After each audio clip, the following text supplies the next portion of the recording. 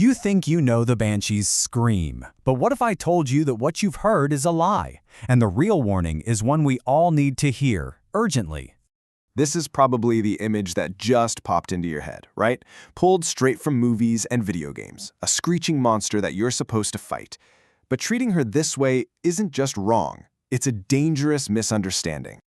You see, the true horror of the Banshee isn't her scream. It's what our misunderstanding of it says about us. Keep watching, because I'm going to show you what she's really warning you about. Okay, so here's the first thing you absolutely need to understand. The original Banshee of Irish folklore is almost never about what you see. It's all about what you hear. Modern media has completely twisted her into this aggressive, malicious monster. But the authentic Irish tradition, documented through centuries of stories, gives us a totally different figure. A supernatural harbinger whose cry is an announcement, not an attack. Just listen to the emotion in this description. Professor Lysett's research calls the sound unearthly, sad, and lonesome, not malicious. It was a sound of immense grief, not rage, a sorrow so profound it was said to make your hair stand on end. This classic depiction captures that mood perfectly. She's a lonely figure, deeply connected to the landscape and just absorbed in her supernatural grief. She is a part of nature, not some monster breaking out of it. Her very name, Banshee, literally translates to woman of the other world.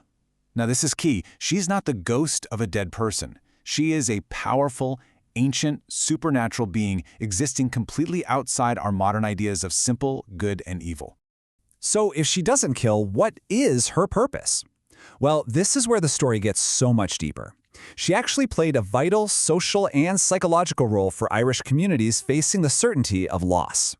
And this is a critical distinction. The cry wasn't a private message for the dying person, it was a broadcast to the entire community. Think of it like a supernatural alert system announcing that a death was imminent within one of their own families. Her cry was literally a signal that prepared everyone to grieve together. It was a call to pause daily life, to come together, and to ready the support system that was so essential for dealing with death. And get this, she didn't cry for just anyone. Researchers have identified over 180 traditional Irish family names that were said to be followed by a banshee. This is where the story gets fascinating, because having one was actually considered prestigious. Yeah, you heard that right. You might think hearing a death omen is terrifying, but for certain families, it was a source of immense pride. Having a banshee was like having a supernatural title deed to your heritage. It meant your family had deep, unshakable roots in Ireland, connecting you to ancient noble lines. To be followed by a banshee was to be marked as one of the original people of the land. This quote reveals the most comforting aspect of the entire belief. The banshee wasn't an outsider. She was seen as an ancestral spirit, one of your own, coming to guide a family member into the afterlife. This single idea transformed her from a figure of fear into one of profound consolation. Your passing was so significant that an otherworldly guardian, an ancestor, personally came to announce it and escort you. You would not face the unknown alone.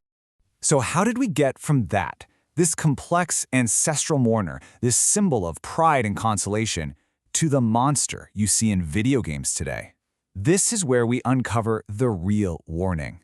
The answer is a process called the folklore-esque. It's what happens when pop culture cherry-picks the most sensational parts of a story, in this case the scream, and throws away all the cultural meaning, context, and purpose. Look at this. Irish tradition had real women, known as keeners, whose job was to lead the community in public, structured grief. The banshee was the supernatural reflection of this vital cultural practice. But the modern monster you see in pop culture ignores both of these realities, replacing a deep, communal process of mourning with simple, shallow fear. So here's the danger. When we turn the banshee into just a screaming monster, we're not just getting a story wrong. We are actively destroying its purpose. We erase her role as a community unifier. We silence her connection to ancestral pride. We are taking a culture's mechanism for support and twisting it into a weapon for entertainment. It's not that a fairy woman will cry when someone is in danger. The warning is much closer to home. This is the true horror. The warning is how easily we consume and corrupt other cultures' traditions without understanding them. It's about turning a way of dealing with profound loss and celebrating deep heritage into simple, thoughtless entertainment. The real warning from the Banshee is, don't be a thoughtless consumer of culture.